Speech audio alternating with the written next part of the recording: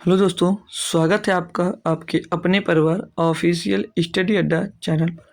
हम लोग दोस्त आरआरबी एनटीपीसी 2024 और 25 में जो एग्ज़ाम्स होने वाला है उसके लिए हमने दोस्त एक्सप्रेस सीरीज चलाई। और एक्सप्रेस सीरीज के अंदर आपको मैथ का सॉल्यूशन मिलता मिलता है और साथ में मैथ के साथ डीआई का भी सॉल्यूशन दोस्त कराया जाता है जो आपकी प्रैक्टिस सेट होती है उसमें। तो प्रैक्टिस सेट डेली दोस्त कराया जाता है। प्रैक्टिस सेट दोस्त नंबर आज हमारा है 16वां प्रैक्टिस सेट दोस्त आज हम सॉल्व करने वाले हैं। क्लियर ना भाई? 16वां प्रैक्टिस सेट हम दोस्त सॉल्व करेंगे। अब तक हम इसके 15 प्रैक्टिस सेट सॉल्व कर चुके हैं। अगर उसको देखना चाहते हो तो उसकी लिंक डिस्क्रिप्शन में दी गई है उसकी प्लेलिस्ट की, वहाँ से जाकर उसको देख सकते हो। ठीक है, चाहो तो खुद से जाकर ढूंढ कर भी देख सकते हो। और जो हम आरआरबी एनटीपीसी के लिए भाई मैथ्स पढ़ रहे हैं ना, तो उसके लिए दोस्त हम लोग चैप्टर वाइज और प्रैक्टिस भी सॉल्व कर रहे हैं। तो चैप्टर वाइज जो क्लास चलती है वो 3 दिन सप्ताह में चलती है और 3 दिन आपकी दोस्त प्रैक्टिस चलती है। तो जो प्रैक्टिस चलता है वो सप्ताह में, जैसे आज है ट्यूसडे और नहीं मंडे, ट्यूसडे और वेडनेसडे को 3 दिन क्लास चलती है आपकी चैप्टर वाइज, मतलब प्रैक्टिस सेट। और 3 दिन थर्सडे फ्राइडे सैटरडे, इस 3 दिनों में भाई आपको चैप्टर वाइज क्लास मिलती है। ठीक है, तो बेहतरीन तरीके से मैं आपको दोस्त कवर करवा रहा हूँ। और ये कवर कब तक करवाना भाई? अप्रैल तक। तो अप्रैल तक भाई आपका बेहतरीन तरीके से आपका भाई ये कोर्स कंप्लीट हो जाएगा। ठीक है, तो प्रैक्टिस सेट पे ज़्यादा से ज़्यादा ध्यान देंगे क्योंकि काफ़ी बच्चों का दोस्त जो होता है बेसिक क्लियर होता है। तो प्रैक्टिस सेट भी सॉल्व करवाएंगे। अगर हमको लगेगा भाई आप लोग चैप्टर वाइज पढ़ना नहीं चाह रहे हैं तो हम कंटिन्यू प्रैक्टिस सेट ही करते रहेंगे, मतलब प्रैक्टिस सेट हमारा कंटिन्यू रहेगा, कोई दिक्कत नहीं भाई, अच्छे से हम दोस्त पढ़ेंगे। ठीक है, तो चलो बिना देरी के भाई क्लास स्टार्ट करते हैं। तो जो लोग अभी तक नहीं आया भाई वो लोग क्लास को शेयर कर दीजिए। और अब कोई दिक्कत आ रही है मैथ से रिलेटेड या कोई दिक्कत है तो आप लोग मुझे टेलीग्राम चैनल ज्वाइन कर लीजिए। टेलीग्राम चैनल आपको मेरे वही डिस्क्रिप्शन में मिल जाएगा सबसे नीचे, तो वहाँ से जाकर टेलीग्राम ज्वाइन कर लीजिए। वहाँ पर मुझे डायरेक्ट मैसेज करना चाहो कर दो, और ग्रुप में अलाउ है तो ग्रुप में भी कर सकते हो जो दिक्कत आ रही हो। ठीक है भाई, तो वहाँ से जो अगर हो सकेगा तो मैं वो दिक्कत आपकी ज़रूर क्लियर करूँगा भाई। तो क्वेश्चन नंबर 1 देखेंगे। हमने यहाँ पर यही आपको होमवर्क दिया था। तो ये जो क्वेश्चन मतलब क्वेश्चन पेपर जो मैं आज सॉल्व करवाऊँगा आपको भाई, ये क्वेश्चन पेपर है 3 फरवरी 2021 फर्स्ट शिफ्ट का। ये फर्स्ट शिफ्ट का हम दोस्त आज पेपर सॉल्व करने वाले हैं। तो ये क्वेश्चन आपको होमवर्क में दिया था, कहा था आप लोग अपने मन से कर आना भाई। तो दिया था इसमें क्वेश्चन में कि यदि किसी समांतर चतुर्भुज के एक कोण का माप उसके सबसे छोटे कोण के माप के दोगुने से 48 डिग्री कम है, तो समांतर चतुर्भुज के सबसे बड़े कोण का माप ज्ञात कीजिए। भाई बढ़िया बोला है, यदि किसी समांतर चतुर्भुज के एक कोण का माप, मान लीजिए हमने थीटा मान लिया, और बोल रहा है उसके सबसे छोटे कोण के माप के 2 गुने से 48 कम है। मतलब कि भैया इसके 2 गुने थीटा से माइनस का 48 कम है। ठीक है, अब हमने भैया समांतर चतुर्भुज में एक बात पढ़ रखी है, एक बात ये पढ़ रखी है सर, हमने क्या पढ़ रखी है? तो सर आप लोगों ने पढ़ी होगी, जो समांतर चतुर्भुज होता है इनका जो कोण होता है, इनका जो आमने सामने का कोण होता है वो होता है 180 डिग्री। ये जैसे ये कोण, और एक मिनट थोड़ा अच्छे से बना लेता हूँ, बना थोड़ा बेकार है, थोड़ा बेकार बन गया। ऐसे करो और ऐसे आओ, ये ऐसे आओ। ठीक है, ये हो गया आपका चक्रीय चतुर्भुज। तो यहाँ पर जो ये कोण बनता है, जो आपका ये वाला कोण बनता है और जो ये कोण बनता है, ये कोण दोनों कितने डिग्री के होते हैं? 180 डिग्री के। कितने डिग्री के होते हैं भैया? 180 डिग्री के होते हैं। और ये जो भुजाएं होती है समांतर होती है। ठीक है, ये हो गया हमारा समांतर चतुर्भुज। जी सर। तो भैया ये कोण, एक कोण थीटा दिया और एक इससे बड़ा वाला कोण है जो इसका 2 गुने से 48 कम है, यानी इन दोनों का जो योग होगा वो होगा 180 डिग्री के बराबर। 180 डिग्री के बराबर होगा।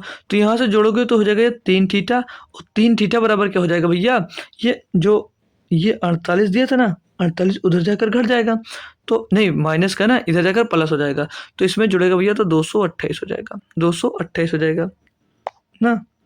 जोड़ लेंगे भाई ना, 8 और 4 12 का, तो 1 1 2, तो कितना हो जाएगा? 228। पूछा क्या तो समांतर चतुर्भुज के सबसे बड़े कोण का माप ज्ञात कीजिए। सबसे बड़े कोण का माप पूछा जा रहा है भैया। तो पहले आप लोग थीटा का मान निकालोगे, तो 3 7 21 और 3 6 18, ये निकला थीटा का मान। सबसे बड़ा कौन था? सबसे बड़ा भैया क्या था?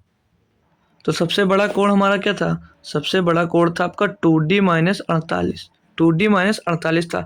तो टू डी टू सो डी नहीं, सॉरी दोस्तों, थीटा है, थीटा ना। तो दो टू थीटा, एक थीटा बराबर 76, तो 2 थीटा बराबर 152 हो जाएगा। और 152 से 48 घटा दोगे, ये बड़ा कोण निकल आएगा। तो घटाओगे भैया, 12 में 8 जाएगा 4, और यहाँ पर 4 में 4 जाएगा 0, आगे 1, तो 104 डिग्री हो जाएगा। 104 डिग्री आपका सही जवाब हो जाएगा। कि सभी बच्चे को ये क्वेश्चन क्लियर हुआ भाई? अब आपके पास अगर ये क्वेश्चन मिलता है कभी, तो आप लोग जरूर कर पाओगे। अगला क्वेश्चन देखेंगे भाई। ये शिफ्ट बहुत अच्छी है और आसान शिफ्ट है। दिया भैया इसमें 93 और 24 और 8x6, बोल रहा है यह संख्या इतनी इतनी 11 से विभाज्य है, तो अंक x का मान ज्ञात कीजिए। भाई बहुत आसान होता है x के डिविजिबिलिटी निकालना। डिविजिबिलिटी रूल 11 की बहुत आसान होती है। हमने क्या पढ़ा, इनके विषम स्थानों का योग और सम स्थानों के योग से घटा दो भैया, ठीक है। तो 9 2 11 और 8 19 6 25 मिल जाएगा ये, और 25 मिल जाएगा भैया ये, और ये क्या मिल जाएगा इधर बराबर में 3 और 4 7 प्लस एक्स, 7 प्लस एक्स। अब भैया इसको जीरो तो बना नहीं सकते, एक्स का ऐसा मान रख दे। अगर एक्स का मान 14 रखेंगे, नहीं कितना रखना पड़ेगा भैया, रखना पड़ जाएगा आपको 18। भैया एक अंक का मान रख सकते हैं, ज़्यादा से 9 रख सकते हैं, उससे ज़्यादा रख नहीं सकते। तो अगर हम इसको दोस्त जीरो नहीं बना सकते, इसको जीरो नहीं बना सकते, तो क्या इसको हम 11 बना सकते हैं? इसको हम 11 बना सकते हैं भाई? हाँ सर 11 बना सकते हो, हाँ सर 11 बना सकते हो।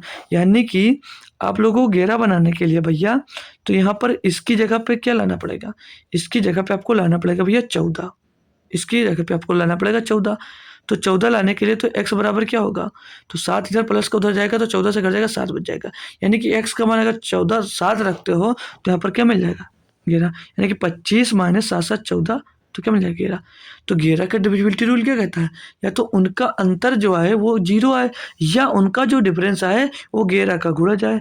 तो भैया 11 मिल गया, तो 11 का गुणज 7 रखने पे मिला, तो x का मान 7 हो जाएगा। बहुत आसान होता है भाई। अगला क्वेश्चन दिया 3 नंबर। इसमें बोला जा रहा है आपसे कि एक भाग के प्रश्नों में भाजक भागफल का 2 गुना एवं शेष फल का 6 गुना है। यदि शेष 8 है, तो भाज्य का मान ज्ञात कीजिए। ठीक है भाई, चलो करते हैं, चलो क्वेश्चन करते हैं। इसको भी बहुत बेहतरीन तरीके से हम लोग फोड़ेंगे दोस्त। बोला भाजक भागफल का 2 गुना है। जो भाजक है यानी कि डिवाइजर, जो भैया कलर चेंज कर लेंगे, जो जो आपका डिवाइजर है यानी कि डी, जो डिवाइजर है भैया, वो भागफल यानी कि कोसेंट, कोसेंट का 2 गुना है, कोसेंट का 2 गुना है, एवं शेषफल का 6 गुना है, एवं रिमाइंडर का 6 गुना है। ठीक है जी सर। आगे क्वेश्चन में दिया गया है कि यदि शेष 8 है, अगर शेष आपका रिमाइंडर 8 है, तो जो डिवाइजर होगा भाजक क्या मिल जाएगा, इसका 6 गुना है, तो 8 छंग 48 मिल जाएगा। और जो भैया आपका कोसेंट मिलेगा, कोसेंट भैया इसका क्या था, कोसेंट जो डिवाइजर था वो कोसेंट का 2 गुना था, यानी कि जो इसका जो कोसेंट आएगा इसका आधा, यानी कि 24 मिल जाएगा, 24 मिल जाएगा। ठीक है भाई, जी सर ठीक है। और रिमाइंडर तो दिया गया है 8, रिमाइंडर हमको दिया गया 8। क्या पूछा था, भाज्य का मान क्या होगा, भाज्य निकालना। भाज्य निकालने के लिए हमने फार्मूला पढ़ा था ना, divisor is equal to quotient मतलब डिविडेंड निकालना भाई, डिविडेंड निकालना है, डिविडेंड निकालना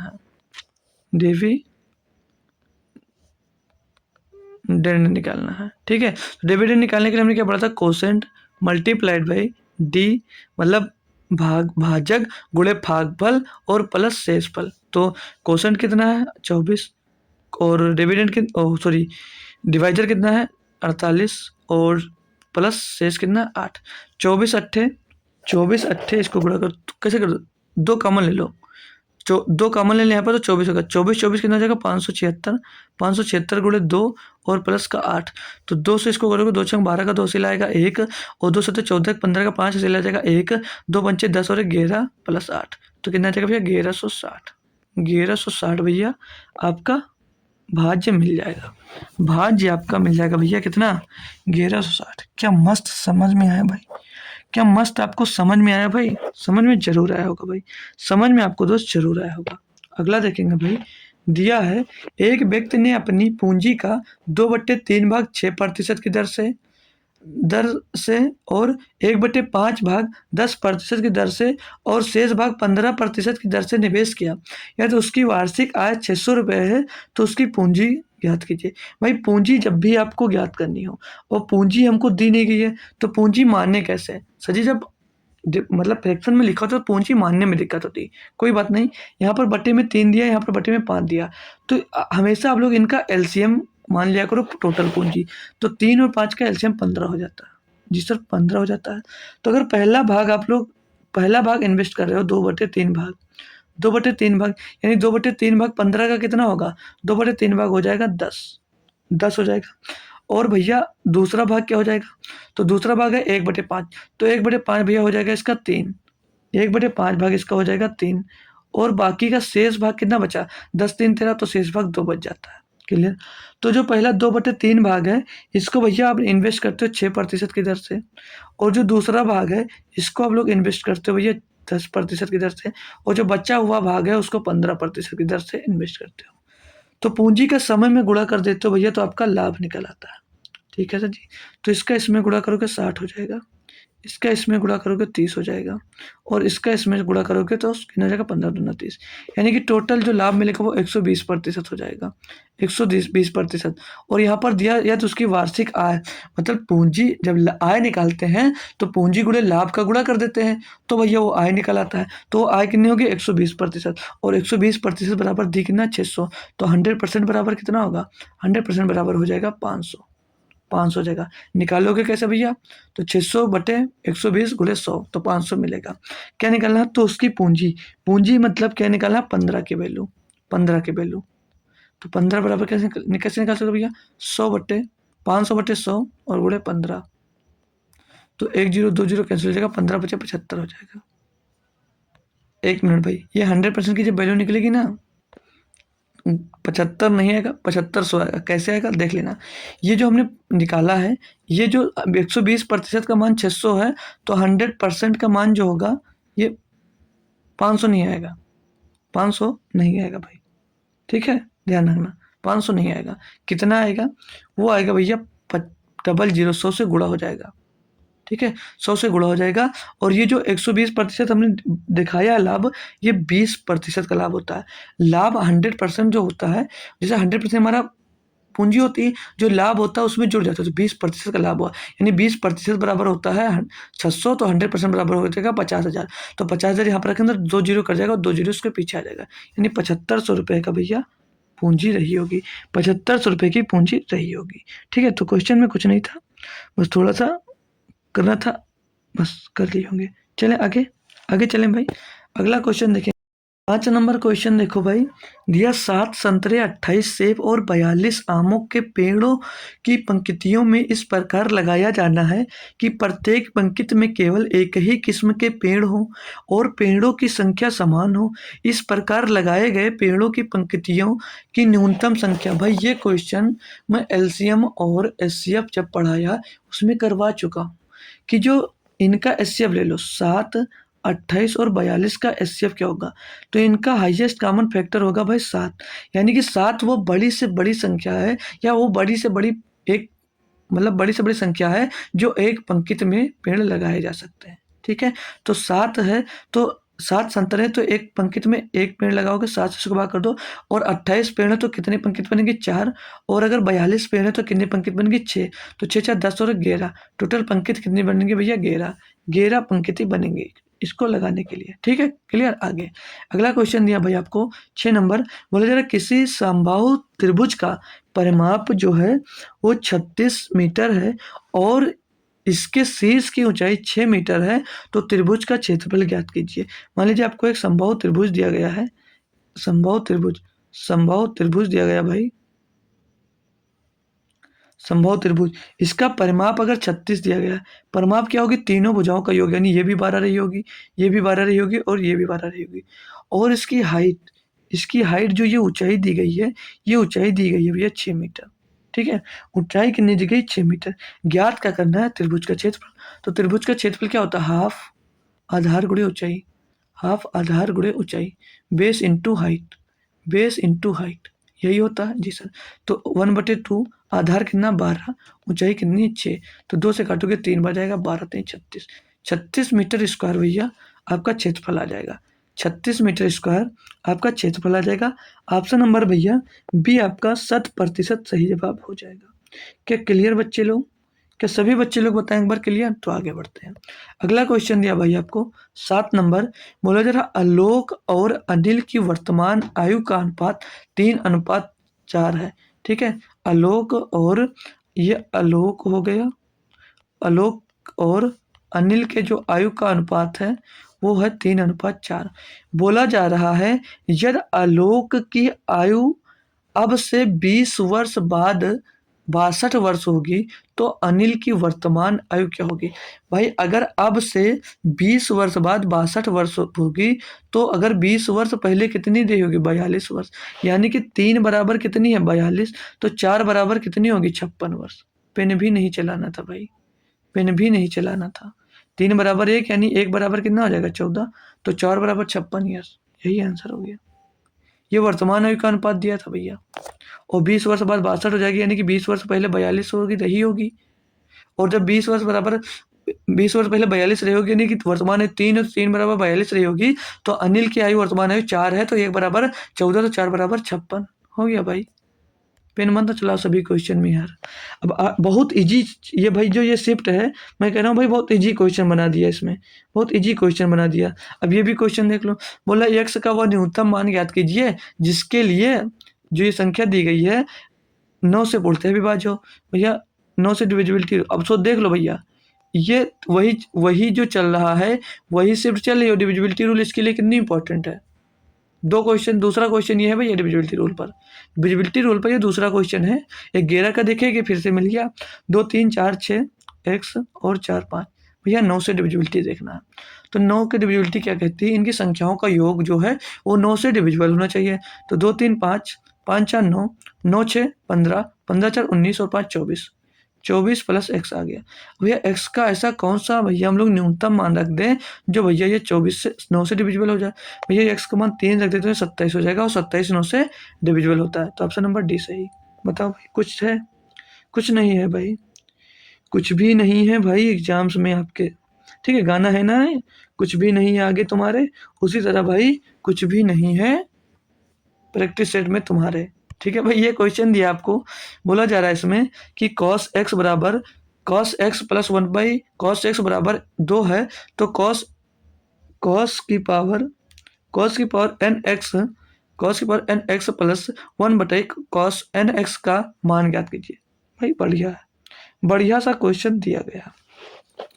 अगर भाई देखो यहाँ पर जो दिया गया है cos x है भाई, cos x बराबर अगर मैं 1 मान लेता हूँ, cos x बराबर जब आप लोग 1 मानोगे या x का मान 0 डिग्री मानोगे, मतलब cos 0 का मान क्या होगा? 1 होगा, और cos 0 का मान अगर 1 होगा तो cos 0 का मान अगर यहाँ पर 1 रखते हैं और यहाँ पर cos 0 रखते हैं तो 1 होगा, तो 1 प्लस 1 कितना हो जा रहा है भैया? 2 हो जा रहा है। 1 कितना हो जा रहा है भैया? 2 हो जा रहा है, हो जा रहा है ना भाई? बताओ ना यार, 1 2 हो जा रहा है। तो यहाँ पर भी आप मान रखोगे cos 0 का, cos 0 मान रखोगे तो यहाँ पर 1 और प्लस 1 आएगा बराबर 2, तो 2 ही यहाँ पर भी आंसर हो जाएगा। ठीक है भाई, ठीक है, कोई क्लियर, कोई दिक्कत तो नहीं है भाई। चलो अगला देखेंगे भाई 10 नंबर पे दिया गया यदि किसी वस्तु को 150% लाभ पर बेचा जाता है तो उसके क्रय मूल्य और विक्रय मूल्य का अनुपात ज्ञात करो। अब देखो भाई कोई क्वेश्चन है ये, मजाक है भाई, मजाक कर रहा है। अगर आप लोग सीपी यहाँ पर 100 मान रहे हो, तो बोला लाभ किसी वस्तु पर हो रहा है 150% का, यानी कि सेलिंग प्राइस कितनी रही होगी? सेलिंग प्राइस कितनी रही होगी? जब 150% का लाभ हो रहा है यानी कि सेलिंग प्राइस 250 रही होगी, 250 रहेगी।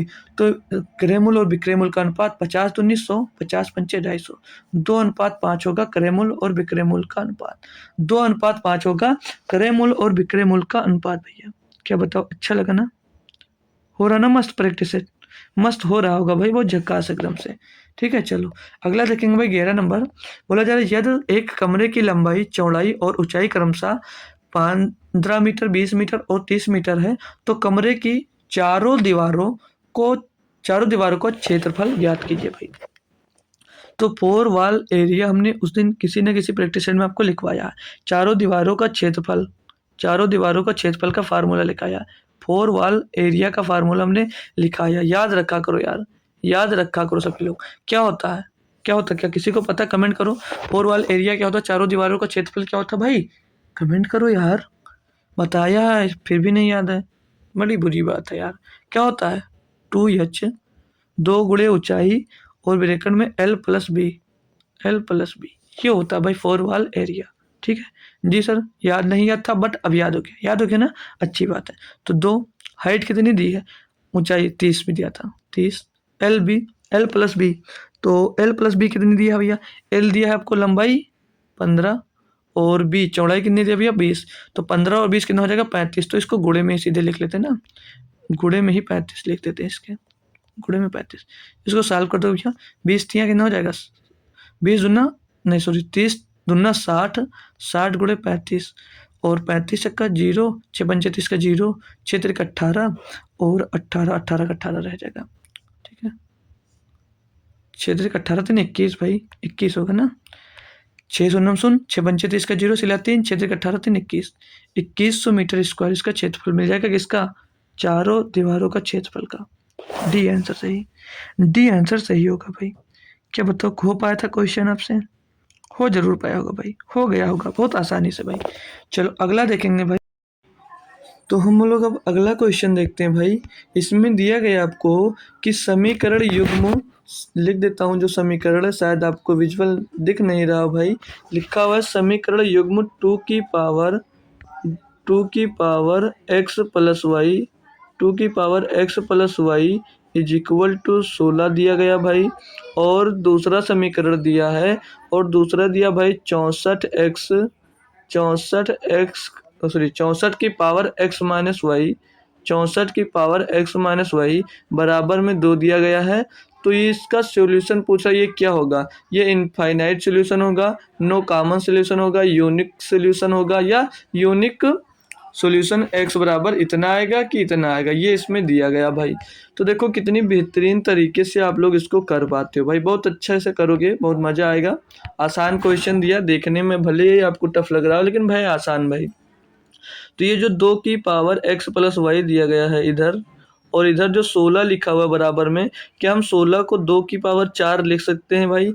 तो 2 की पावर 4 16 ही होता है, और 16 16 ही है, यानी कि इसमें कुछ चेंज आया नहीं आया। अब आप लोग देख रहे होंगे बेस दोनों का समान है, अगर बेस दोनों का समान होता है तो पावर भी समान होती है। तो x+y बराबर में 4 हो जाएगा, किसके? पावर बराबर के अकॉर्डिंग। ठीक है भाई, जी सर ठीक है। अब दूसरे में आते हो आप लोग, तो यहाँ पर भैया 64 की पावर x-y बराबर 2 दिया है, तो 64 को आप लोग क्या 2 की पावर 6 नहीं लिख सकते हो? लिख सकते हो सर जी। और ब्रैकेट में x-y दिया है, x-y दिया है, और बराबर में इधर 2 दिया था। अब भैया फिर 2 की पावर 1 मान लीजिए। अब बेस फिर से बराबर है, तो आप लोग क्या घात को भी बराबर मान लोगे, तो ये 6x-y हो जाएगा, 6x-y, और बराबर में 1 हो जाएगा। तो ये 6 जो है यहाँ से कट कर भैया इसके बट्टे में आ जाएगा 1/6। अब आप लोग x की वैल्यू जब निकालोगे तो एक बार हमने क्या बताया था, एक बार इनको जोड़ कर निकाल लीजिए और एक बार घटा दीजिए, तो वह एक बार जोड़ोगे तो x की वैल्यू आ जाएगी, घटाओगे भैया तो y की वैल्यू आ जाएगी। तो एक बार इनको जोड़ोगे जब, तो 6 चौको 24, 1 25/6, तो जोड़कर 25/12 हो जाएगा, तो ये 25/12 आ जाएगा भाई। और जब y की वैल्यू आप लोग निकालोगे, y की वैल्यू निकालोगे तो इनको घटाकर 6 चौको 24, 24 माइनस 1 तो 23/6, यानी कि भैया 23/12 हो जाएगा। तो इसका भैया 25/12 और 25/12 और 23/12 आ रहा है, यानी कि सी ऑप्शन सही होगा, यूनिक सोल्यूशन x बराबर 25/12 और y बराबर 23/12। ये भाई क्वेश्चन बहुत बढ़िया था और आसान भी क्वेश्चन था आप लोगों के लिए, सभी बच्चे इसको कर पाए होंगे ना भाई। चलो अगर अगला क्वेश्चन देखते हैं अब हम लोग, बेहतरीन तरीके से सोल्यूशन करेंगे उसका भी। दिया गया भाई क्वेश्चन में आपको कि 1200 सेब है, 1200 सेब है लड़कों के एक समूह के बीच वितरित किए गए, मतलब 1200 सेब जैसे एक समूह है लड़कों का उसमें बांटा गया। बोले जा रहा प्रत्येक लड़के को समूह में मौजूद लड़कों की संख्या से 3 गुने के बराबर सेब मिले। मतलब लड़के अगर x हैं तो जो उनको सेब मिला लड़कों को 3x मिल रहा है। ठीक है ना भाई? जी सर। मिले समूह में लड़कों की संख्या ज्ञात कीजिए। भैया 3 गुना अधिक मिला तो लड़कों की संख्या ज्ञात करने, इसको आपस में गुणा कर दोगे तो ये किसके बराबर आ जाएगा? ये आ जाएगा भैया 1200 सेब के बराबर। कोई दिक्कत आई? कोई दिक्कत हो रही है यहाँ पर तो पूछो हमसे। जैसे x लड़के थे, उनके 3 गुना सेब बांटा गया और 1200 सेब बांटना था, तो इसको गुणा कर दोगे भैया आपस में जितने लड़कों से और सेबों की संख्या से, तो उसके बराबर में सेब आ जाएगा। तो यहाँ से क्या मिल जाएगा, ये 3 से इसको काट दोगे भाई तो ये 400 हो जाएगा और ये x x गुणा होकर एक्स स्क्वायर बन जाएगा। तो x बराबर क्या आ जाएगा, x बराबर 20 आ जाएगा। कैसे, एक्स स्क्वायर से भैया 400 पे रूट लग जाएगा स्क्वायर के यहाँ से। तो ऑप्शन नंबर 20 यानी कि समूह में लड़कों की संख्या 20 थी भाई, समूह में लड़कों की संख्या 20 थी। बढ़िया क्वेश्चन और आसानी से करने में आप लोग समर्थ हैं। ठीक है भाई, अगला क्वेश्चन दिया गया है, इसमें बोला जा रहा भैया 22 24 22 और 24 और 48 और 16 का एलसीएम लघुत्तम समापवर्त ज्ञात कीजिए। भाई देखो, इसको तो मैंने पढ़ाया है, आप लोग कर पाओगे, लेकिन जल्दी कैसे कर सकते हो, तो जल्दी आप लोग कर सकते हो भाई। यहाँ पर 22 मिल रहा है, यानी कि जो एलसीएम होगा वो 11 का मल्टीपल जरूर होगा। जी सर ऐसा भी होता है, बिल्कुल भाई ऐसा होता है। तो आप लोग 48 पे आए तो तुरंत इसको बोल दिया नहीं होगा, क्योंकि ये 11 का मल्टीपल नहीं है। 176 पे आए तो 11 का नाम 11 11 का चाचा ये हो सकता है, 64 तो हो नहीं सकता। फिर आए 528 पे तो 11 चौक 44 8 88, 11 8 88 भैया। अब ये 2 ऑप्शन हो सकते हैं, बिल्कुल भाई 2 ऑप्शन। अब सर जी इसमें से और कैसे चेक करें, भाई आपके पास 48 भी है ना, तो 48 का जो वो होगा क्या कहते हैं, मतलब गुणनखंड होगा, तो 16 गुणे 3, इसमें एक 3 भी मिल रहा है, तो जो आंसर होगा वो 3 उसमें 3 का भी मल्टीपल होगा। तो 3 बचे 15 और 2 बचेगा 26, तो भैया ये नहीं हो सकता। और ये 3 का नाम 3, 2 बचेगा भैया 22, 3 7 21, 1 बचा 18, 3 6 18 हो जाएगा भैया। ऐसे कर सकते थे आप लोग। अगर नहीं कर पाते ऐसे, तो आप लोग इसको, आपके पास जो मेथड है भैया, आसान वाला मेथड, चाहो तो डिफरेंस वाला मेथड, मतलब कॉमन वाला मेथड ले सकते हो भाई, और चाहो तो भैया इसमें आप लोग बड़ा नंबर लेकर भी कर सकते हो, रामबाण फार्मूला वाला। तो बड़ा नंबर इसमें 48, हमने 48 ले लिया, जी से ले लिया। अब आते हैं छोटे नंबर पे, तो छोटा नंबर 16 है, तो 16 को देखेंगे क्या इसके अंदर आ रहा है 48 के अंदर, तो बिल्कुल भाई 16 या 48, तो 16 तो 48 के अंदर आ रहा है बिल्कुल। अब उसके बाद आएंगे 22 पे, तो 22 तो पूरा पूरा नहीं मिल रहा है, तो 22 का क्या फैक्टर चेक करेंगे, कोई मिल रहा है, तो 22 का फैक्टर होता है 11 गुणे 2, 11 गुणे 2 होता है, तो 2 तो 48 में मिल जाएगा, लेकिन 11 नहीं मिलेगा, तो आप लोग 11 इसमें 2 से गुणा कर दीजिए। अब आता आएगी आपकी 24 पे, तो 24 तो 48 में पूरी तरह से मिल जाएगा, क्यों, क्योंकि 24 दूना 48 होता है, तो अब हमें 24 लेना नहीं है, तो इसको आप लोग आपस में गुणा कर दो, यही आपका एलसीएम हो जाएगा भैया। तो 11 8 88 का 8 हासिल आ जाएगा आपके पास 8, 11 चौक 44 और 8 52 528, यहाँ से भी मिल गया एलसीएम। तो जो अच्छा लगेगा भाई आप लोग कर लीजिएगा, ठीक है, दोनों अच्छे मेथड है। और इससे भी नहीं कर पाओगे तो भैया इसको 22 24 और 48 और 16 बच्चों की तरह दोस्त कर कर भी आप लोग इसको कर सकते हो, ठीक है। तो जैसे आपको अच्छा लगे आप लोग कर लीजिएगा। अगला देखेंगे भाई 15 नंबर क्वेश्चन, इसमें बोला जा रहा है आपसे कि 1200 रुपये की राशि की 1200 रुपये की राशि पर 3 वर्ष में 2 भिन्न स्रोतों से प्राप्त साधारण ब्याजों का अंतर 10 रुपये 80 पैसा है, उनकी ब्याज दरों का अंतर ज्ञात कीजिए। भाई एक नंबर का बेहतरीन क्वेश्चन है दोस्त, ध्यान से समझ लेना। इस टाइप का क्वेश्चन अगर दोबारा से बनता है आपके पेपर में तो आपसे दोस्त छूटे ना, ठीक है, आपसे दोस्त छूटे ना क्वेश्चन। तो 1200 रुपये की राशि है, 1200 रुपये की राशि है और 3 वर्ष के लिए है, तो 3 वर्ष के लिए तो 3 से इसमें गुणा कर दोगे भैया, ठीक है। 3 वर्ष के लिए 3 से हमने गुणा कर दिया। दर नहीं पता है, बोला जा रहा है इसमें कि 3 वर्ष में 2 भिन्न भिन्न स्रोतों से प्राप्त साधारण ब्याज, मतलब 2 दर पे दोस्त ब्याज प्राप्त हुआ 10 रुपये 80 पैसा।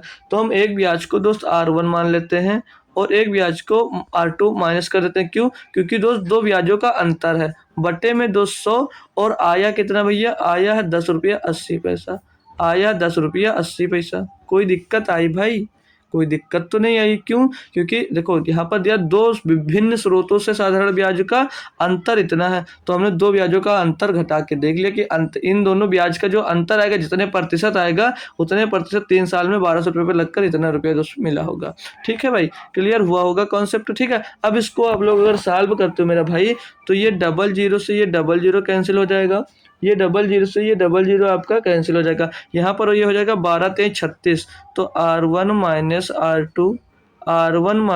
R2 इज इक्वल टू क्या हो जाएगा भैया 10.8 फिर 0 बटे में 2 आ जाएगा 36, बट्टे में आ जाएगा 36। अब इसको अगर आप लोग सॉल्व करोगे मेरा भाई तो पॉइंट हटाओगे, नीचे 2 जीरो बढ़ा दोगे। ठीक है भाई, जी सर बढ़ा देंगे।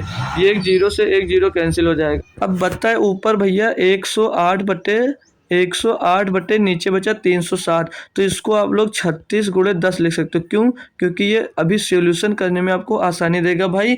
इस टाइप का क्वेश्चन अगर दो सेम क्वेश्चन है तो बच्चे पॉइंट में गलती बहुत करते हैं ना, तो वो गलती ना हो इसलिए अच्छा सॉल्यूशन बता रहा हूँ। अब 36 से काटोगे ये 3 बार जाएगा तो 3/10 आएगा, यानी कि 0.3% आ जाएगा। काफ़ी बच्चे क्वेश्चन करने के बाद भी दोस्त गलती कर देते हैं, तो ये गलती आपको नहीं करनी है। तो दोनों ब्याजों का अंतर कितना आ गया भैया? 0.3% का अंतर आया भाई ना। अच्छे से समझ गए आप? आगे बढ़ूं भाई ना, कोई दिक्कत तो नहीं है? चलो, नहीं दिक्कत होगी ही नहीं, क्योंकि इतनी बेहतरीन तरीके से आपको मैं हर क्वेश्चन का दो सॉल्यूशन दे रहा हूँ। अगला क्वेश्चन करोगे आप लोग, दिया गया है इसमें, बोला जा रहा भाई कि एक मोबाइल के मूल्य में पहले 20% की कमी हुई और फिर 10% की वृद्धि हुई, मूल्य में होने वाला कुल परिवर्तन ज्ञात कीजिए। भाई इसके लिए सक्सेसिव वाला अपना फार्मूला लगा सकते हो। ठीक है, तो पहले 20% की कमी हुई यानी कि माइनस का 20 हो जाएगा, और फिर 10% की वृद्धि यानी प्लस का 10 हो जाएगा, और मूल में कुल होने वाला हान यानी x + y - xy/100 ये लगाओगे तो भैया 20 × 10 हो जाएगा 200। 200 बट्टे भाई आपका आ जाएगा यहाँ पर 100। तो एक double zero double zero cancel हो जाएगा, यहाँ पर 20 से 10 जाएगा तो माइनस का 10 बचेगा, और इधर माइनस का 2 बचेगा। दोनों जुड़कर हो जाएंगे माइनस का 12, यानी 12% की कमी होगी। कितना होगी भैया? 12% की कमी आएगी। ऑप्शन नंबर डी सही जवाब हो जाता है। सबसे बढ़िया और सबसे आसान तरीके से करने वाला क्वेश्चन। 17 नंबर दिया भाई, ये दो वर्गों के विकर्णों का अनुपात 3:5 है, तो उनके क्षेत्रफलों का अनुपात ज्ञात कीजिए। भाई अच्छे से कर सकते हो। उनके क्षेत्रफलों का अनुपात क्या होगा? इन्हीं का 2 स्क्वायर होगा। क्या? 9:25। ये कैसे होता है भाई? देखो, अगर मान लीजिए आप लोगों को दिया गया भैया, मान लीजिए आपको दिया गया एक वर्ग दिया गया भैया, वर्ग दिया गया, तो इनके विकर्ण को हम लोग डी से डिनोट करते हैं। तो मान लिया हमने D1 हमारा विकर्ण जो है वो है √3a। ये भैया विकर्ण का फार्मूला होता है √3a, और विकर्ण 2 का फार्मूला, विकर्ण 2 क्या दिया गया है?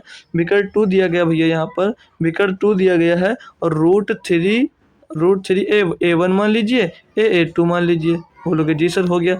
अब यहाँ पर देख लो भाई, √3 से √3 कैंसिल हो जाएगा। यहाँ पर दिया था तो उनके क्षेत्रफलों का अनुपात ज्ञात कीजिए। भैया जो वर्ग का क्षेत्रफल क्या होता है? वो भुजा स्क्वायर होता है, यानी ये भुजा ए है और ए का मान वहाँ पर 3 है, तो इसका स्क्वायर क्या हो जाएगा? 9, और यहाँ पर दूसरी भुजा है 5, तो 5 का स्क्वायर क्या हो जाएगा भैया? 25 हो जाएगा। ठीक है, तो ऐसे ये निकल कर आता है भाई। तो थोड़ी थोड़ी आपको नॉलेज रखनी होगी भाई ना। तो चलो आगे चलते हैं भाई। ऑप्शन नंबर बी इसका सही जवाब है। अगला क्वेश्चन दिया 18 नंबर, बोला जा रहा है √36 और √64 का लघुत्तम समापूर्त क्या होगा? भैया रूट से इसको बाहर निकालते हैं, 36 को तो 6 निकलेगा, और 64 को रूट से बाहर निकालते हैं तो 8 निकलेगा। अब आपसे 6 और 8 का एलसीएम पूछ रहा है, तो इनका भैया एलसीएम 24 हो जाएगा। 8 से भी डिविजिबल, 6 से भी डिविजिबल, तो ऑप्शन नंबर सी आपका सही जवाब हो जाता है। एलसीएम क्या कहता है? वह छोटी से छोटी संख्या जो दी गई संख्याओं को पूर्णतः विभाजित कर सके। भाई अगला क्वेश्चन देखेंगे भाई, ये बड़ा सा क्वेश्चन दिया लेकिन बहुत ही आसान। बोले जा 100 छात्रों वाली एक कक्षा में एक विशेष विषय में प्राप्त अंकों का माध्य 25 है, और 50 छात्रों वाली एक दूसरी कक्षा में उसी विषय में प्राप्त अंकों का माध्य 70 है। दोनों कक्षाओं के छात्रों द्वारा प्राप्त किए गए कुल अंकों का माध्य क्या? देखो भाई, 100 छात्रों का माध्य 25 है, तो ये 100 छात्रों का माध्य 25 है, तो अगर भैया टोटल योग निकालोगे 100 और 25 का गुणा होकर कितना बन जाएगा? 2500 बन जाएगा भैया। और बोल रहा था दूसरी कक्षा में 50 छात्रों का औसत 70 है, तो इनका योग निकालोगे भैया तो 50 5 से 35 यानी 3500 मिल जाएगा भैया। तो पूछ रहा था दोनों कक्षाओं के छात्रों द्वारा प्राप्त किए गए कुल अंकों का माध्य निकाले, तो भी इनको जोड़कर 0 0 5 5 10 3 2 5 1 6 6000 टोटल आया। तो दोनों छात्रों का मिलाकर माध्य पूछा जा रहा है, यानी दोनों क्लास में छात्र हैं उनका योग कर लो। 100 छात्र एक में थे, 50 एक में थे, तो जोड़कर कितने हो जाएंगे? 150 हो जाएंगे भैया। अब एक जीरो से एक जीरो खत्म हो जाएगा, 15 चौके 60 हो जाएगा, पीछे एक जीरो बच रहा है। तो दोनों कक्षा मतलब दोनों कक्षाओं के छात्रों द्वारा प्राप्त किए गए कुल अंकों का माध्य कितना हो जाएगा 40। ऑप्शन नंबर भैया सी आपका यहाँ पर बहुत जल्दी से सही जवाब निकल कर आ जाएगा। यहाँ पर जीएसएम मेथड लगा सकते हो, उससे और जल्दी होगा, लेकिन कोई मतलब नहीं भाई, ठीक है, उससे कोई मतलब नहीं था। ठीक है, अगला क्वेश्चन देखेंगे भाई। अगला क्वेश्चन देखोगे आप लोग, दिया गया आपको कि एक आदमी ने 20 किलोमीटर प्रति घंटे की चाल से चलते हुए एक स्कूल से एक पार्क तक की दूरी तय की। मान लीजिए वो गया 20 किलोमीटर प्रति घंटे की चाल से जा रहा है, 20 किलोमीटर प्रति घंटे की चाल से जा रहा है, और बोला दूरी तय की, और 5 किलोमीटर प्रति घंटे की चाल से वापस जाते हुए समान दूरी तय की। मतलब फिर वापस भी आया 5 किलोमीटर प्रति घंटे की चाल से, वापस आया 5 किलोमीटर प्रति घंटे की चाल से।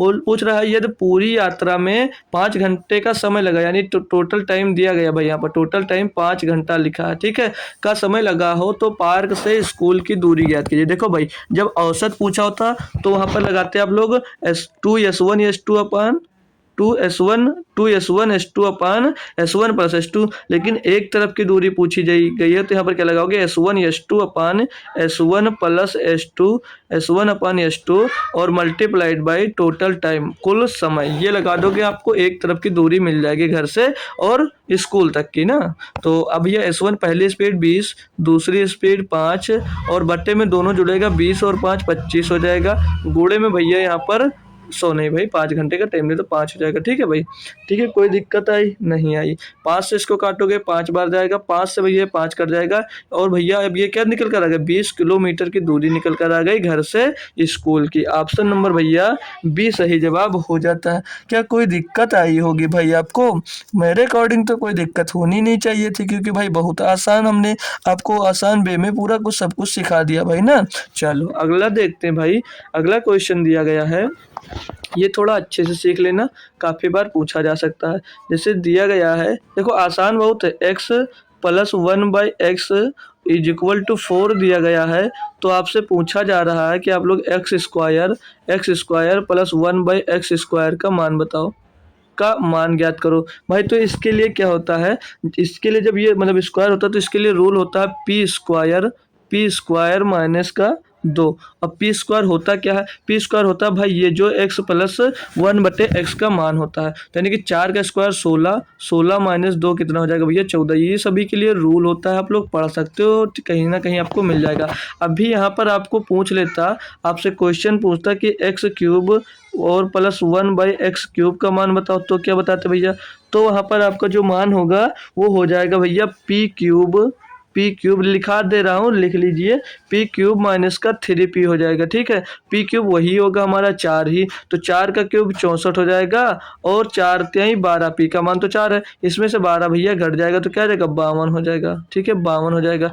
अभी आपको दे दे भैया, क्या दे दे x⁴ और प्लस 1/x⁴ पूछ ले, तब क्या करोगे भैया आप लोग, तो आप लोग सीधे करना, जो आपका ये निकल कर आएगा ना x² प्लस 1/x², उसी का 2 स्क्वायर कर देना, यानी कि 14 का स्क्वायर कर देना, और उसमें से भी 2 माइनस कर देना, तो 14 का स्क्वायर 196 हो जाएगा, 196 माइनस 2 यानी कि 194। ठीक है, 194 हो जाएगा। तो भैया x प्लस x² का जान गए, x³ का जान गए, x⁴ का जान गए, इससे ज़्यादा आप लोग मत जानो, अगर सीख पाओ कहीं से मिल जाए तो सीख लीजिए, ज़्यादा बस बहुत हो गया, इससे ज़्यादा मैं नहीं सिखाऊंगा। ठीक है भाई, अगला क्वेश्चन दिया आपको कि बोला जा रहा है यदि सूची मूल्य पर 10% की छूट देने पर किसी वस्तु का विक्रय मूल्य 36 रुपये प्राप्त होता है।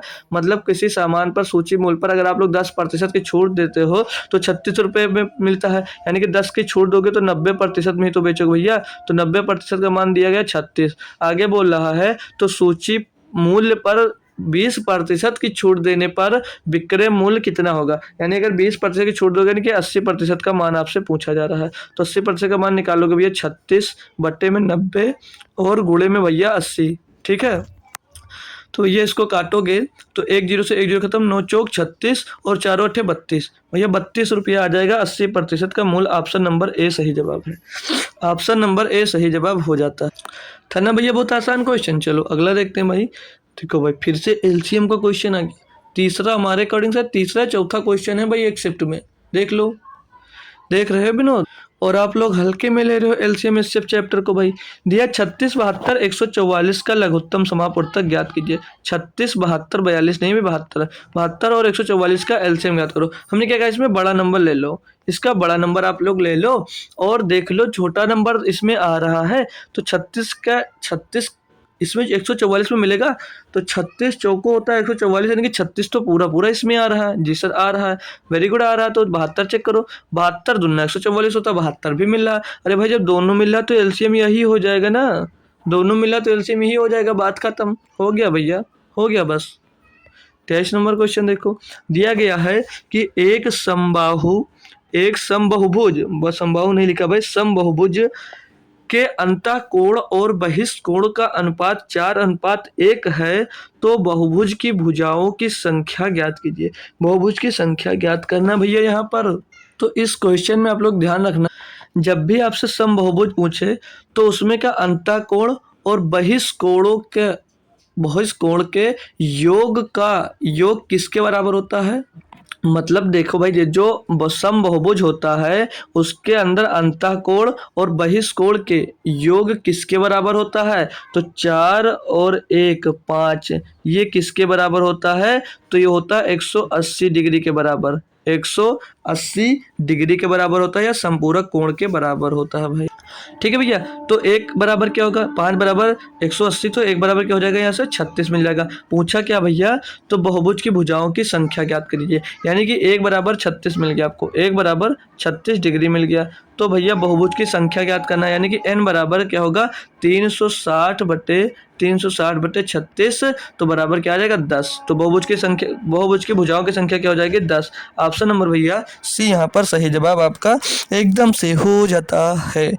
क्या क्लियर हुआ भाई, आगे बढ़ जाऊं, चलो अगला क्वेश्चन देखेंगे और बढ़िया तरीके से दोस्त उसको सॉल्व करेंगे। अगला क्वेश्चन भाई देखो, ये क्वेश्चन मैं आपको एलसीएम और एचसीएफ वाली क्लास में करवा भी चुका हूँ। ये क्वेश्चन आपको एलसीएम और एचसीएफ वाली क्लास में मैंने करवा भी दिया, फिर भी एक बार करवा देता हूँ। बोला जा रहा है यार ABCD ऐसी 4 संख्याएं हैं कि AB का लघुत्तम समापवर्तक B है। A और B का जो लघुत्तम समापवर्तक है, मैंने क्या कहा, A को 2 मान लो, B को 4 मान लो। इनका लघुत्तम समापवर्तक जो दिया गया है वो 4 आया भैया, इनका लघुत्तम समापवर्तक 4 आया। और आगे बोल रहा है कि B और C का लघुत्तम समापवर्तक C है, मतलब कि भैया B और C का जो लघुत्तम समापवर्तक है वो C है। B हमने 4 माना तो C को 8 मान लीजिए, तो इसका एलसीएम कितना है, मतलब लघुत्तम समापवर्तक क्या C ही होगा, यानी कि 8 ही होगा भैया। और देख लो 4 और 8 का एलसीएम क्या आएगा, 8 ही आएगा। आगे बोला C और D का लघुत्तम समापवर्तक D है, लघुत्तम समापवर्तक D है, तो हमने C को D मान लिया और C को 8 मान लिया और D को हम 16 मान लेते हैं भाई। तो इसका एलसीएम क्या आ जाएगा, D ही आएगा, मतलब 16 हो जाएगा। यही तो दिया था जी सर।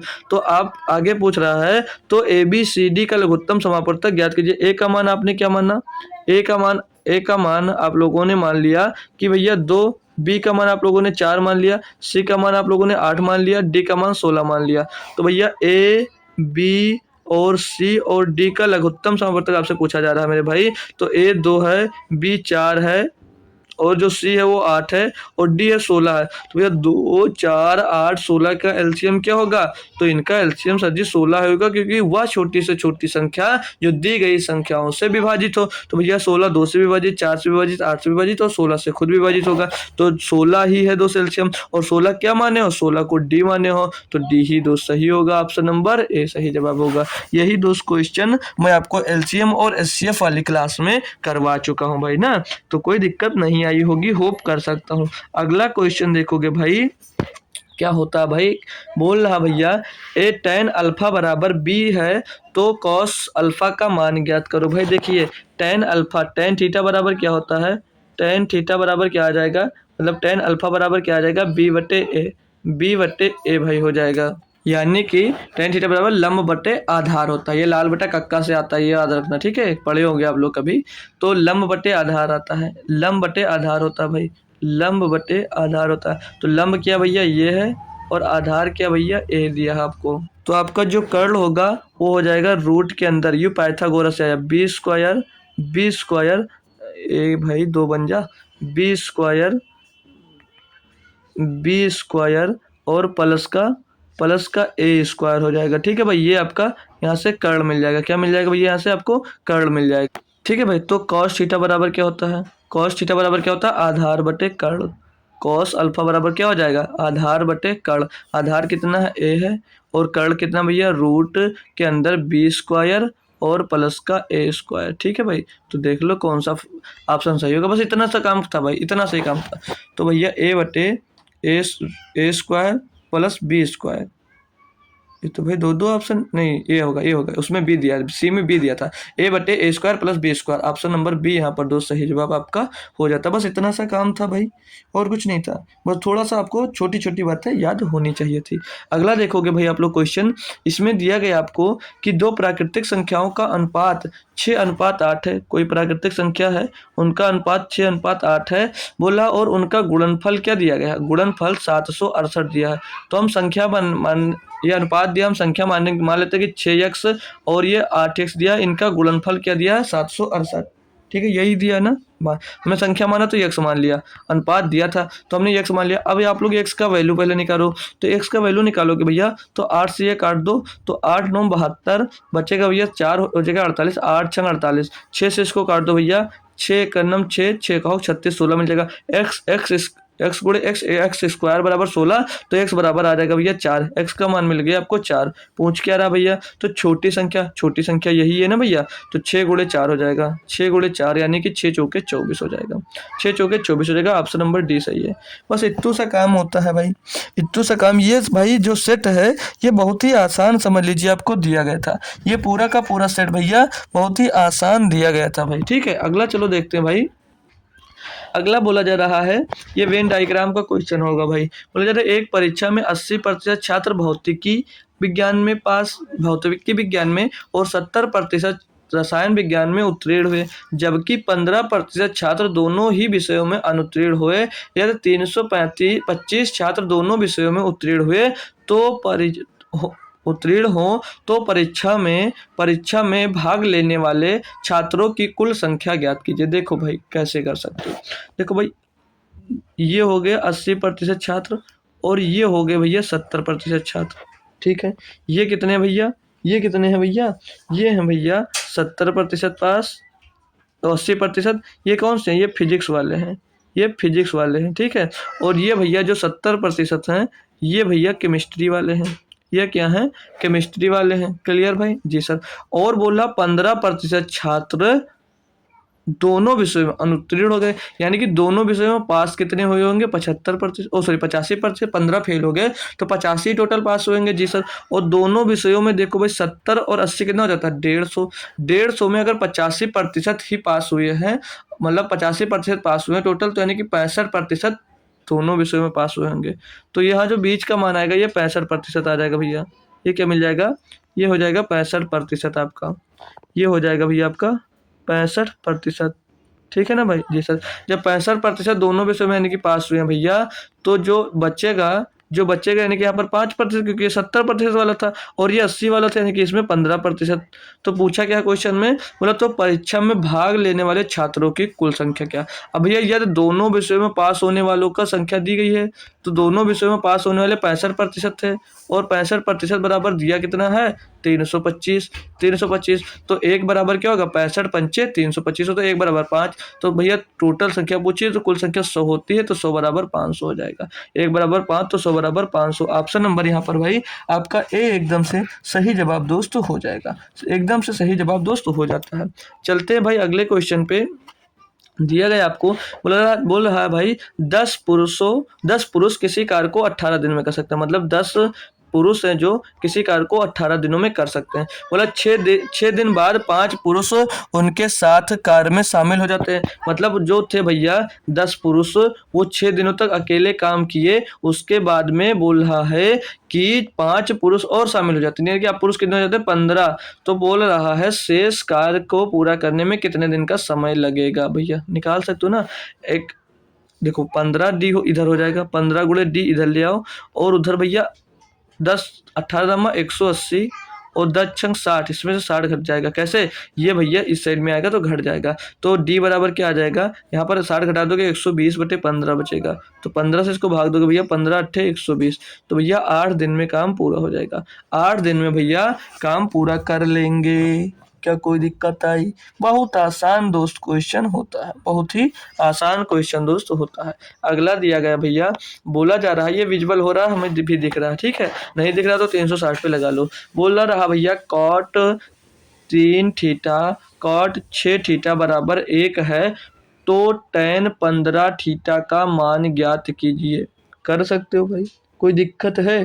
नहीं है सर जी, कैसे करें? बट कर सकते हो मेरा भाई, कर सकते हो आप लोग। ये जब ये cot theta plus cot theta 1 होता है, तो उस कंडीशन में आप लोग ध्यान रखना कि कॉट थीटा 1 और इंटू गुणे, मतलब कॉट थीटा 2 जब भी 1 होगा, जब थीटा 1 और plus theta 2 is equal to 90 degree होगा। कब? जब ये दोनों भैया 90 डिग्री होंगे, तभी दोस्त वो 1 होता है। कब? कॉट थीटा 1 गुणे कॉट थीटा 2 बराबर 1 जब भी होगा, जब theta 1 plus theta 2 is equal to 90 degree होगा। ठीक है ना भाई? ठीक है, तो यहाँ पर 3 थीटा और प्लस, यहाँ पर भाई आपको 3 थीटा और 6 थीटा बराबर कितना दिया है? 90 डिग्री, यानी कि 9 थीटा बराबर 90 डिग्री दिया गया था। 9 थीटा बराबर 90 डिग्री दिया गया था, यानी कि थीटा बराबर क्या आ जाएगा भैया? 10 डिग्री। थीटा बराबर क्या मिल जाएगा भैया? 10 डिग्री। ठीक है भाई, अब आपसे पूछा जा रहा है, यहाँ पर, तो tan 15 थीटा का मान, तो ये tan 15 थीटा क्या हो जाएगा? 10 का गुणा होगा, थीटा की जगह पे 10 रखोगे तो ये हो जाएगा 150 थीटा। अब tan 150 थीटा का मान निकालना है, तो इसको आप लोग लिख सकते हो tan 90 थीटा प्लस 60। तो tan 90 प्लस थीटा क्या होता है? वो होता है भैया tan, वो माइनस का आ जाता है, ठीक है, माइनस का कॉट थीटा हो जाता है। कॉट कितना है भैया? थीटा कितना था? 60। ठीक है, तो आ जाता है। अब माइनस कॉट 60 का मान क्या होता है? तो माइनस कॉट 60 का मान होता है भैया माइनस का 1√3 होता है। ठीक है भाई, बढ़िया से कर पाए। ये tan यहाँ पर कौन सा रूल लगा? tan 90 प्लस थीटा, यहाँ पर लिख दे रहा हूँ, tan 90 प्लस थीटा क्या होता है? तो आप लोग बताओगे माइनस कॉट थीटा होता है। ठीक है, तो ये जो हमने लिखा, ये फार्मूला यहाँ से निकल कर आया, तो कंफ्यूज मत होना। ठीक है भाई, किसी दिन आपका ज्योमेट्री के क्लास जरूर ले लेंगे भाई। क्लास इसलिए नहीं ले पा रहे हैं उसकी, क्योंकि भाई जो टाइपिंग होगी, देख रहे हो भाई, ये थीटा वगैरह मोबाइल फ़ोन से बनता नहीं, तो हमारे पास अभी फुल व्यवस्था दोस्त नहीं है, समझ लीजिए ना, तो इसीलिए थोड़ी दिक्कत आ रही है। ठीक है, तो किसी न किसी तरह से कोशिश करेंगे कि आपकी जो ज्योमेट्री की क्लास किसी न किसी दिन हम जरूर ले लेंगे भाई। अगला क्वेश्चन दिया है, इसमें बोला जा रहा 15 व्यक्ति 7 दिनों में 35 बॉक्स भर सकते हैं। भैया MDH वाला फार्मूला लगा दीजिए। 15 व्यक्ति 7 दिनों में 35 बॉक्स भर सकते हैं, और बोला जा रहा 5 दिनों में 65 बॉक्स भरने के लिए कितने व्यक्तियों की आवश्यकता है? व्यक्तियों को हमने x मान लिया, ये 5 दिन काम करेंगे, बॉक्स इनको भरना 65। यहाँ से x का मान निकाल सकते हो भाई। 7 5 15, ये 5 एकन्नम 5 कर जाएगा, 7 पचे 35 कर जाएगा भैया। ठीक है, 5 से काटोगे ये 13 बार जाएगा, तो x बराबर क्या आ जाएगा? 13 गुणे 3 यानी कि 39। भैया 39 व्यक्तियों की जरूरत है, 39 व्यक्तियों की भैया जरूरत है यहाँ पर। कर पाए? चलो, अगला भाई दिया है DI। अब ये DI है, 32 नंबर क्वेश्चन दिया है। बोला जरा दी गई तालिका में वर्ष 2013 से 2017 के दौरान चाय के बागान द्वारा किए गए व्यय करोड़ों रुपए को दर्शाया गया है। तालिका का ध्यानपूर्वक अध्ययन करें और दिए गए प्रश्न का उत्तर दें। चलो प्रश्न देखते हैं इसका क्या दिया है। प्रश्न दिया है, किस वर्ष में कर और ऋण पर ब्याज पर हुआ कुल व्यय ईंधन आदि पर हुए व्यय से कम है? तो इस क्वेश्चन में आपको दिया गया सीधे तरीके से भाई कि ये देखो पूछ के रहा, ध्यान से देख लेना।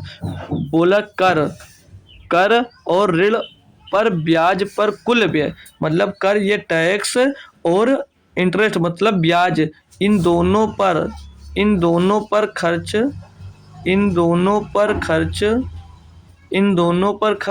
ईंधन पर हुए व्यय से कम है। ईंधन पर इतना व्यय हो रहा है, ठीक है, इन पर हुए व्यय से उन दोनों का खर्च कम है भाई। वो पूछा जा रहा है किस वर्ष में, ठीक है, किस वर्ष में, तो इन दोनों का प्लस करना है, इन दोनों का योग करना भाई। ठीक है, इन दोनों का योग करना है, और इनका भी, अरे यार थोड़ा पतला कर लेते हो ना भाई। इन दोनों का योग और इन दोनों का योग, इन दोनों का योग, इन दोनों का योग कर कर देखो कि भैया ईंधन से किसमें कम आ रहा है। तो पहला ही अगर जोड़ते हैं तो 18 4 22 हो जाएगा। देख रहे हो भैया ये 22 से ज़्यादा है, ओ सॉरी 22 से कम है यानी कि 20 है, लेकिन आपको कम क्या दिखाना है, कर और ऋण वाला कम दिखाना है। तो 7 ये हो जाएगा आपका 7 और इधर है भैया 22, तो 22 और 7 29, यहाँ पर 23 है भैया, तो ये भी नहीं होगा। यहाँ पर 8 और 16 8 24, यहाँ पर भैया 19 है, यहाँ पर भी उससे ज़्यादा है। यहाँ पर 6 और 17, 17 6 कितना हो जाएगा भैया, 17 6 23, यहाँ पर भैया 28 है। तो देख सकते हो भाई 17 6 23 और 5 और 28 जोड़ोगे तो हो जाएगा कितना, 78 हो जाएगा। तब भी भैया 23.78 आएगा, तब भी दोस्त इससे ज़्यादा, यानी कि ऑप्शन नंबर 16 सही जवाब हो जाएगा। 16 ए 2016 सही जवाब एकदम से होगा भाई। आसान डीआई दी गई होती है, बस थोड़ा सा समझना होता है भाई इसको, बस थोड़ा सा आपको दोस्त समझना होता है। अगला क्वेश्चन देखोगे भाई, दिया गया है इसमें, बोला जा रहा है भाई, ये 33 नंबर क्वेश्चन हो जाएगा आपका। बोल रहा है वर्ष 2013 से 2017 के दौरान 17 तक के वेतन पर औसत वार्षिक भी लगभग कितना था। भैया सैलरी पूछ रहा, टोटल सैलरी का औसत कितना है 2013 से लगाकर 2017 तक की। इनका टोटल करोगे भैया, इनका आप लोग टोटल कर लो, तो इनका टोटल करो 5 4 9 9 8 17 तो 19 का यहाँ पर हो जाएगा ये 9, 19 का 9 आ जाएगा भैया, हासिल आ जाएगा 1 1 जुड़ जाएगा यहाँ पर, तो 1 और 8 1 9 9 2 11 7 18, 18 में 4 जुड़ेगा हो जाएगा भैया कितना, 18 में 4 जुड़ेगा हो जाएगा 22, 22 का हो जाएगा 2, हासिल आ जाएगा 2 2 यहाँ पर जुड़ जाएगा, 6 2 8 8 6 2 8 6 14 6 20 6 26, 26 में 8 जुड़ता है भैया कितना हो जाता है, 34 हो जाता है। और भैया कितने अंक बाद दशमलव था, एक, तो एक अंक बाद हमने दशमलव लगा दिया। औसत निकालना है तो जोड़ लो 1 2 3 4 5, भैया 5 से डिवाइड कर दो इसको, तभी औसत आता है ना आपका। तो 5 से काटोगे इसको, 5 छक्का 23 भैया, बचेगा 4 हो जाएगा 42, 5 अट्ठे 40, 2 बचेगा भैया 29 हो जाएगा, पॉइंट लग जाएगा, तो 25, 4 बचेगा फिर से 40 हो जाएगा, 5 अट्ठे 40, तो भैया 68.58 करोड़ रुपया आ जाएगा। 68.58 करोड़ ऑप्शन नंबर भैया ए में सही जवाब आपको दिया गया है। ऑप्शन नंबर ए यहाँ पर आपका एकदम से बढ़िया सा सही जवाब दोस्त आ जाता है। होप करूँगा आप लोग अच्छे से कर पाए होंगे। ठीक है भाई, अगला चलते हैं। अगला क्वेश्चन दिया भाई आपको कि पिछले वर्ष की तुलना में किस वर्ष में वेतन पर व्यय की वृद्धि 20% से अधिक थी। मतलब भैया जो ये वेतन दे रहे हो किस वर्ष में पिछले वर्ष की तुलना में 20% अधिक वृद्धि हुई, ये पूछा जा रहा है। ठीक है ना, तो भाई किस किस ईयर्स में है उसका देख लेते हैं। 16 तो यहाँ पर चेक करना है, और 14 यहाँ पर चेक करना है, और 15 यहाँ पर भी चेक करना है, और 17 यहाँ पर चेक करना है। 13 से कोई मतलब नहीं, 13 से कोई मतलब नहीं, मतलब होगा ये क्यों, क्योंकि भाई वही से बढ़ेगा। तो 60 से 68 हो रहा है, यानी कि यहाँ पर कुछ बढ़ रहा है, और यहाँ से भैया ये घट रहा है, यानी कि 15 तो हो नहीं सकता, 15 से कोई मैटर नहीं है। ठीक है, 15 के यहाँ पर कोई मैटर नहीं होगा भाई, तो हम सी ऑप्शन एलिमिनेट कर सकते हैं। और 15 से 16 में आया तो भाई बढ़ रहा है, बिल्कुल भाई बढ़ रहा है, और 16 से 17 में यहाँ पर भी बढ़ रहा है। अब बढ़ कितना रहा पूछ रहा है कि 20% से अधिक वृद्धि हुई है, तो 20% से अधिक वृद्धि हुई, चेक करेंगे भाई हम। तो यहाँ से 13 से 14 में आए तो कितना बढ़ा दिख रहे हो आप लोगों को, 8 बढ़ा दिख रहा है, 8 करोड़ बढ़ा दिख रहा है ना। 60 से 68 हुआ यानी कि 8 बढ़ा। तो क्या 60 का 1/20% का फ्रैक्शन वैल्यू बात करेंगे तो 20% का भिन्नात्मक मान 1/5, यानी जो होगा ये इसका 1/5 भाग बढ़ना चाहिए। तो इसका 1/5 भाग भैया 12 होता है, बढ़ यहाँ 8 रहा तो 5 कैसे होगा, 14 भी नहीं होगा, 14 भी नहीं होगा। अब आगे 15 तो वैसे भी नहीं था, 15 से 16 पे जाते हैं, तो 15 से 16 62 से 67 हो रहा है, यहाँ पर सिर्फ और सिर्फ 5 बढ़ रहा है, और इसका इसका जो 62.8 का 1/5 बढ़ना चाहिए। 1/5 भाई काफ़ी होगा, 12 से ज़्यादा होगा, नहीं बढ़ रहा। और भैया 16 से 17 में आ रहे हो भाई, तो यहाँ पर कितने की वृद्धि हो रही है देख लो, यहाँ पर 20% ज़्यादा वृद्धि हो रही नहीं है कि 67 का 1/5, 67 का 1/5 निकालोगे तो 12 13, लगभग 13 के आसपास आएगा, और 13 होता कि ना 80 होगा, और उससे ज़्यादा 20% से ज़्यादा पूछा गया था, इसलिए ऑप्शन नंबर भैया आपका 17 हो जाएगा। ऑप्शन नंबर भैया आपका 17 हो जाएगा, ए भी नहीं होगा। बस कुछ नहीं करना था, इतना आसान था भैया। अब चेक करते हैं तो इसका प्रतिशत निकालते, इसका प्रतिशत निकाल, भाई काफ़ी टाइम लगता, डायरेक्ट करो, कुछ माइंड से मतलब माइंड से कैलकुलेशन करो, बस हो जाएगा। अब ये क्वेश्चन दिया भैया 2.84 घंटों को मिनट और सेकंड में किस तरह लिखोगे। भाई ये थोड़ा अच्छा क्वेश्चन होता है। ये क्वेश्चन करो, अगर सॉल्व को तो डायरेक्ट लिख दो तो बच्चे समझ नहीं पाते हैं, तो यहाँ पर ध्यान से समझ लीजिएगा भाई आप लोग। तो यहाँ पर 2.84 दिया गया है, तो 2 घंटे तो आपको पहले से दिया गया है, यानी कि 2 घंटे आपको पहले से दिया गया भैया, तो 2 घंटे पहले से दिया गया है, इसको हटा दो। 84 को भैया 60 से गुणा कर दो, ये मिनट में आ जाएगा। 60 से गुणा कर दिया जी सर जी, तो 60 से गुणा करेंगे तो पीछे जीरो और 6 चौके 24 का 4 अस्सी लाया 2 6 अट्ठे 48, 48 और 2 50 हो जाएगा ना। 50, 2 अंक बाद दशमलव था, 2 अंक बाद दशमलव लगा दिए, यहाँ पर दशमलव था, याद रखना। तो 2 अंक बाद दशमलव, यानी कि आप क्या मिल गया, 2 घंटे 50 मिनट मिल गया, 2 घंटे 50 मिनट मिल गया। लेकिन सर ये पॉइंट 40 मिल गया, अब इसको सेकंड में कैसे बनाए, सेकंड में कैसे बनाए बाबू, फिर से 60 से गुणा कर दो इसमें, ठीक है, 60 से गुणा कर दो। तो ये पॉइंट है ना 2 अंक बाद, तो डबल जीरो पीछे मिल जाएगा, और 6 चौके 24, तो कितना मिल गया, पॉइंट 2 अंक बाद लग जाएगा। तो टोटली क्या मिलेगा, 2 घंटा 50 मिनट, 2 घंटा 50 मिनट और 24 सेकंड, क्योंकि दो पीछे 2 जीरो मिला, 2 अंक बाद दशमलव लग गया, 24 सेकंड। तो ऐसे इसको आप लोग बना सकते हो, ठीक है, ऐसे बना सकते हो। ऑप्शन नंबर 1 आपका सही जवाब हो जाएगा। बढ़िया क्वेश्चन और बेहतरीन क्वेश्चन दोस्त था ये, ठीक है। तो आज के क्वेश्चन समाप्त होते हैं भाई। आज हमने एक टोटली प्रैक्टिस सेट सॉल्व कर लिया, पहली बार हुआ, नहीं तो एक सेट एक दिन में सॉल्व नहीं होता। आप समझ सकते हैं कितना आसान था दोस्त। तो पीपीटी चाहो तो इसमें 2 प्रैक्टिस सेट हो गए हैं, तो ये 2 प्रैक्टिस सेट डाल देता हूँ टेलीग्राम पे, आप लोग एक बार खुद से लगा कर देखना कि कहाँ पर आपको दिक्कत आ रही है। अगर नहीं होगा तो आप लोग वीडियो में देख सकते हो क्वेश्चन नंबर ढूंढ कर, ठीक है दोस्त। तो कैसा लगा क्लास, ये बात भाई आप लोग जरूर बताइएगा, कमेंट जरूर करना कि क्लास आपको कैसी लगी है। और कल आएगा हमारा ना, तो अगला सेट होगा, नया सेट स्टार्ट करेंगे हम लोग दोस्त, ठीक है। तो कमेंट करना भाई क्लास कैसी लगी, और टेलीग्राम चैनल ज्वाइन कर लो भाई जो नहीं ज्वाइन किया है। तो मिलते हैं आपको कल, उसके पहले आपको शाम को भी मिलेंगे एसएससी जीडी के क्लास में। आज हम दोस्त एलसीएम और एचसीएफ पढ़ेंगे बेहतरीन तरीके से, इसे ना मज़ा आ जाएगा दोस्त की, देखते रहना भाई। देखोगे ऐसा एलसीएम एचसीएफ आपने कभी नहीं पढ़ा होगा, हमने भी एनटीपीसी में भी नहीं पढ़ाया। एनटीपीसी में हालांकि उससे डिटेल में पढ़ाया, लेकिन उसमें नहीं पढ़ाया डिटेल में, ठीक है। तो मिलना आप लोग शाम को 7 बजे, तब तक लोग थैंक यू सो मच, जय हिंद। आते रहिए, कुछ ना कुछ नया सीखते रहिए।